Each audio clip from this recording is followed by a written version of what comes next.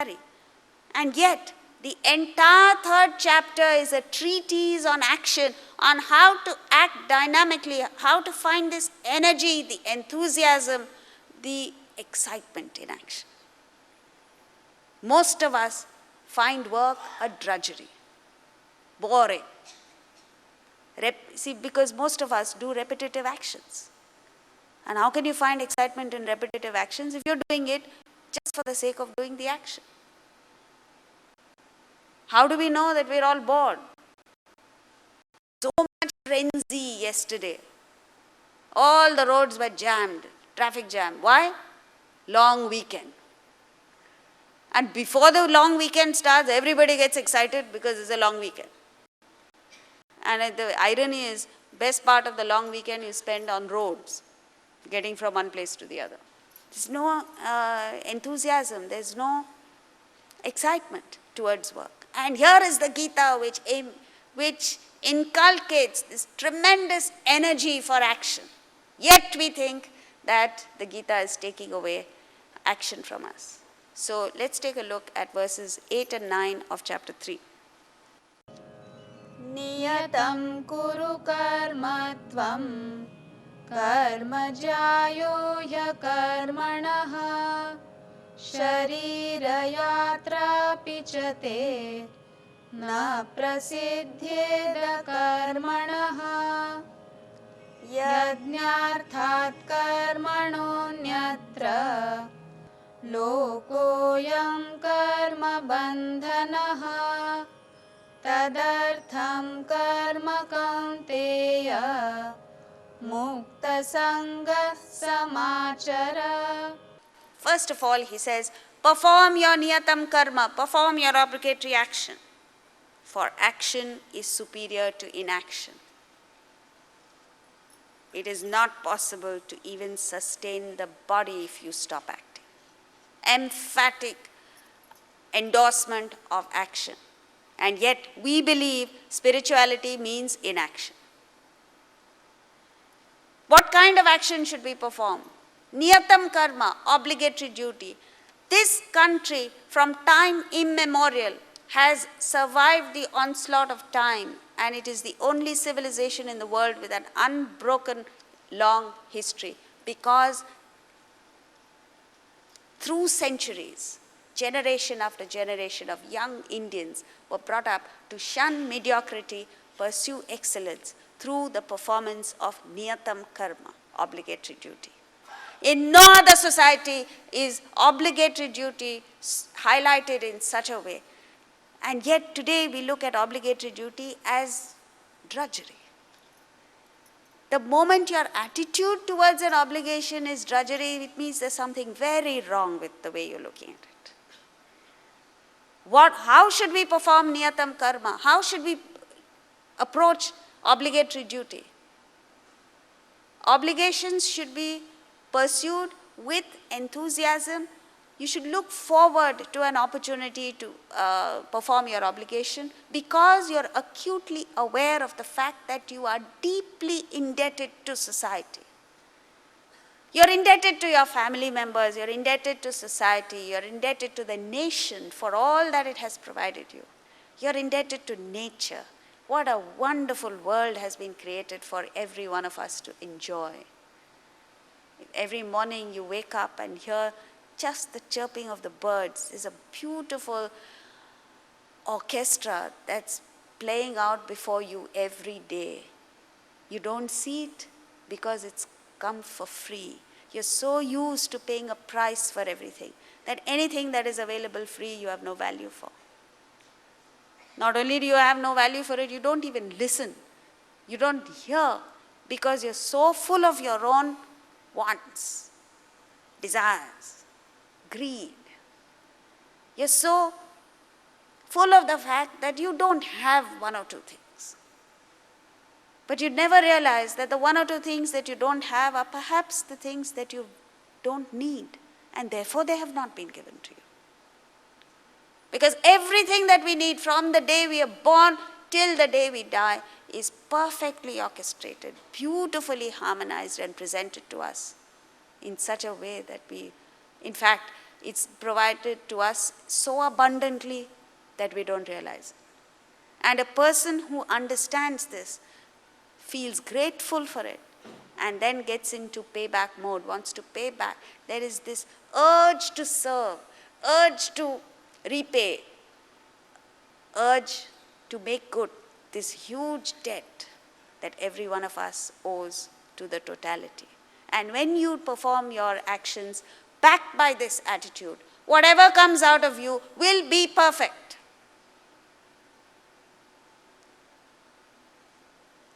That's not how we do it. If you don't perform obligations, what comes in the way of obligation is desire. I want this, I want that. And every one of us believes that happiness is just around the corner. If I fulfill this desire, I'll be happy. You only have to look back into your life and say, there are so many corners that you have passed, so many desires that you've fulfilled, and you've never reached that state of happiness or fulfillment. That emptiness is still there, driving you nuts. But you have no time to stop and even think. Thinking is a rare commodity these days. If only you thought, as Shankaracharya says in the Bhajagovindam, Pratipaksha Bhavana, you look at whatever you're seeing from a different perspective and it appears completely different. This only the human being has the capability of, but we're not using it. And the moment you use it, you start performing obligation. Then you understand there is no place for desire in life. And once desires build up to such an extent that they cannot be fulfilled through ethical, moral, legal means, you cross the line like Sita crossed that Lakshman Rekha in the Ramayana. You cross the line and perform nishiddha karma, actions that are contrary to your own conscience. And then you're on a downhill, you just slip. So, how to get out of this cycle, vicious cycle of desire is just perform your niyatam karma. And in the next verse, in 9, he says, O Kaunteya, perform action for yajna, sacrifice. This is another wonderful concept that has been presented to us. Yajna, sacrifice. What is this sacrifice? It's translated as sacrifice. It means much more than sacrifice. Yajna is the capacity in you to conceive of a vision beyond yourself, a cause beyond yourself. First of all, to understand that there are others in the world other than yourself who are living. And once you understand that, you envision a cause and surrender or rise above your selfish, self-centered interests and get inspired by the higher cause. The higher the cause that you work for, the greater is the energy that you generate within yourself, the greater is the happiness that you experience, and the faster you move towards that state of excellence. You simply smash through your own limitations. You have to go back to your own experiences and see where you've overcome your physical limitations. When a mother has to take care of her child when the child is ill, does she sit there and say, I'm tired? Does she sit there and say, I haven't slept for 3 days? Does she sit there and complain? No. She comes up with magnificent performance. She doesn't sleep for days together, she doesn't eat, but she comes up with energy, with dynamism, which smashes through the limitations of her own body. Same thing happens when you rise above your emotional attachments and entanglements and espouse a cause that is intellectual. For instance, once you understand the cause of the country and you want to serve the country, as we said earlier, you want to pay back to this magnificent land, this spiritual land, this blessed land for all that it has provided you. You come up with dynamism and energy that stuns the whole world. This is what happened with Mahatma Gandhi. When he was walking on this salt Dandi march, those of you who've seen the movie, he was walking, even at a very senior age, he was walking so fast that a young American journalist who was covering the event couldn't keep pace with it. And he asked him, "Where do you get your energy from?" Gandhiji didn't even understand what he was saying. He just shrugged his shoulders. So you come up with magnificent performance. And the returns, the most amazing thing is, when you sacrifice, you think that you are committing a sacrifice, you are sacrificing your interest for the cause. But the truth of the matter is, you get enriched more than anybody else. The greatest beneficiary of your sacrifice is you. I'm sure Mahatma Gandhi, in his wildest dreams, had not envisaged that he would be anointed the father of the nation at the time when he decided to work for the country. I'm sure little did he realize that every currency note in this country would carry his picture. And that more than 100 years later, a movie would be made about him by a citizen of the same country that he fought. The first movie on Gandhi was made by an Englishman. When Muhammad Yunus gave a small loan to 42 people in Bangladesh, little did he realize that he would smash all norms of banking. You know what it is? Every bank wants to loan money to people who don't need the money. And here was an economist, a PhD, who was loaning money to people who really needed the money. He was giving money to those who had no collateral. He was giving money in small amounts which did not make economic sense. And yet, he not only smashed all banking norms, he came up with a model bank called Grameen Bank, and he won the Nobel Prize this year. This capacity to stretch beyond your selfish, self-centered interests is well within the reach of every one of us. In other words, every one of us sitting here is a budding Mahatma Gandhi, is a budding Muhammad Yunus, is a budding Nobel Prize winner. All you have to do is perform yajna, O Kaunteya, free from attachment. The world is bound by non-yajna activities. All of us are bound by non-yajna activities, means selfish actions. Every one of us is bound. We're in a prison of our own making, because we start to finish, from birth to death, the only thing that occupies us is selfishness. Is I, me, myself. What's in it for me? How does it benefit me? Never do we think of anyone else, not even the wife and children. And whatever you think you're doing out of love for the wife and children is also, at the end of the day, selfish. So, rise above that selfishness and you'll come up with brilliant action. The next myth that we entertain is that Vedanta or spirituality is dry of emotion. In fact, it's the other way around. We, the common person, is dry of emotion. The Gita gives us this tremendous sense of the capacity of reaching out to people, of feeling one with people. And it says this in chapter 6, verse 31. सर्वभूतस्थितं यो मां भजत्येकत्वमास्थितः सर्वथा वर्तमानोऽपि स योगी मयि वर्तते. That yogi who, rooted in oneness, worships me, dwelling in all beings, lives in me, whatever be the lifestyle. Look at the language. First of all, he says, that yogi rooted in oneness. All of us are rooted in separateness. The moment you wake up with this idea of separateness. And you assert this separateness right through the day. This is what leads to stress, tension, competitiveness. Unfortunately, you feel competitive with your own people, and this is something that is exaggerated in India. No Indian can work with any other Indian.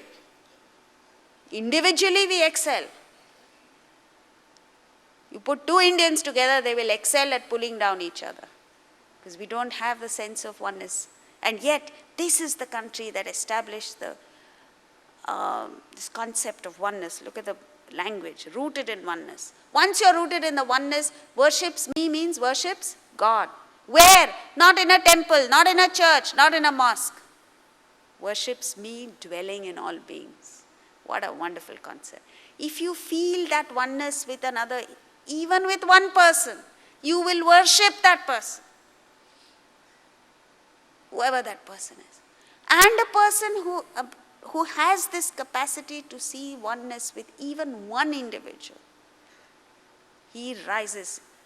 Things just fall in place for that person. You have to see it to believe it.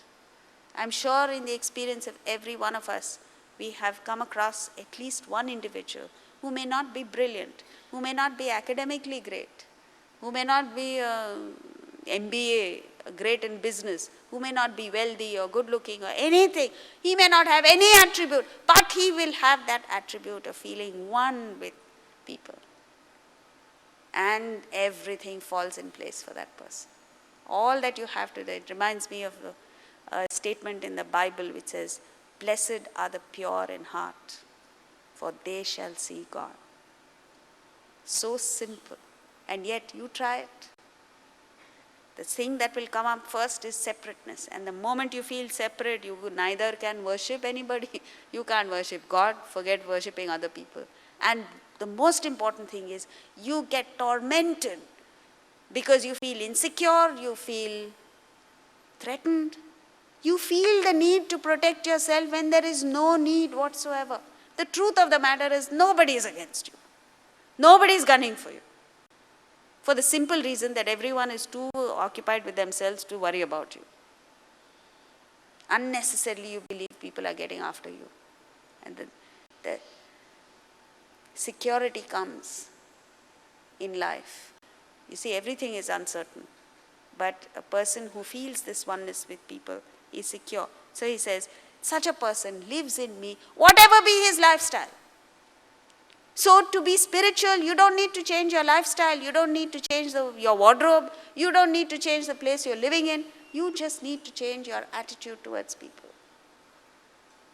Change it from separateness to oneness. And in chapter 12, where he enunciates the 35 qualities of a bhakta, we'll take just one verse as indicative of the whole range so that you feel inspired to at least read these 35 qualities. Chapter 12, verse 13. Adveshta sarvabhutanam maitra karuna eva cha nirmamo nirahankaraha samadukha sukha kshami. One who hates no being. If you hate even one individual in the world, one being, not just human being. In other words, if you say, I love all human beings, but I can't stand cockroaches, you are not a bhakta according to Krishna. Now, does this mean you should invite cockroaches into your home and kitchen? No. It simply means you have no reason to hate. Why must you hate any creature? Why must you hate any individual? And this hatred goes from our personality when we understand that every being in the world is a product of his own nature. Guna guneshu vartante iti matva na sajjate. A person who understands that gunas function, nature functions, then you don't hate, because then you understand that every individual, including me, I am conditioned by my own gunas, my own nature. Even if I want to change and I'm trying to change, I find it extremely difficult to change one little quality. For instance, if you have this capacity of going, quality of going late everywhere, which is universal among Indians, and you try desperately to change that, you find once or twice, almost by mistake, you go on time. And third time, again, you're back to your nature.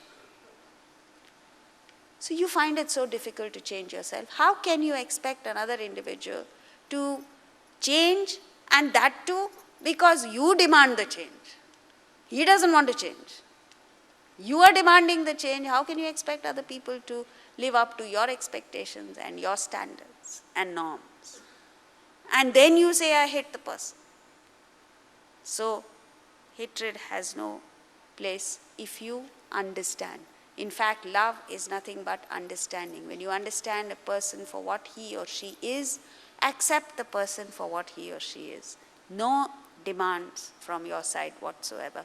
This is true love. And it is only when you genuinely love the other individual that you can help the person. In fact, this understanding itself is help. But no, that's not what we do. We have demands on the person, they have demands on us, and this gives rise to conflict. Then he says, not only should you be free of hatred, but you should be positively friendly, maitra, karuna, tender-hearted, compassionate. How many of us, this is the crying need of the day.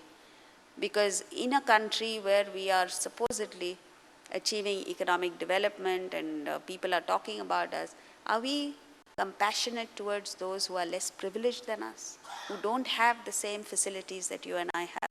We all live in a world of our own. The real India is out there, and we have no idea what their life is all about and how they live.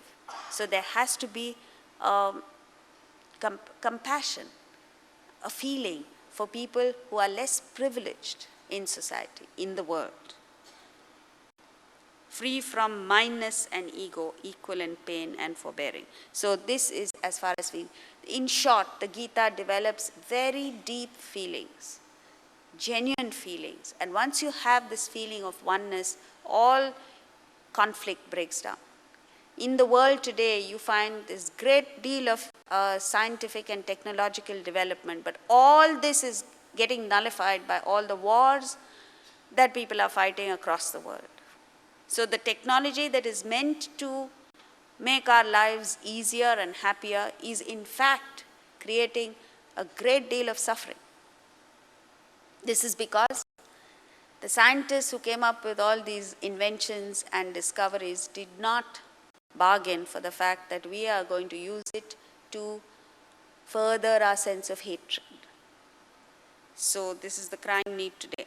The next misunderstanding that we have is that you can be spiritual only when you master the scriptures which you consider as boring.